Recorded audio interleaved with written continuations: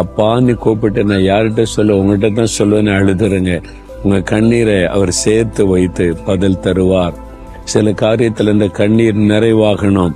அது வரைக்கும் நீங்க தொடர்ந்து அழுது ஜெபிக்க வேண்டியது இருக்கும். இன்னைக்கு ஆண்டவர் சொல்றார், உன் கண்ணீரை நான் கணக்கு வைத்திருக்கிற மகளே, நான் கணக்கு வச்சிருக்கிற மகனே, பரலோகத்துல கண் முன்னாலதான் இருக்குது. நான் உனக்கு அற்புதம் செய்வேன். உன் கண்ணீர் ஆனந்த கண்ணீராய் மாறும். அன்னாளுடைய கண்ணீரை ஆனந்த கண்ணீராய் மாற்றினார்ல.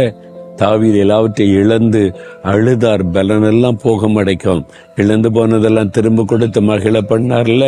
ஆண்டவர் உங்களுக்கு செய்வார். எசேக்கியா ராஜா அழுதார் வியாதி படுக்கையில.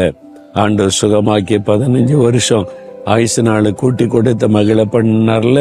உங்களுக்கு செய்வார். உன்னுடைய கண்ணீரை கணக்கு வைக்கிற தேவன்.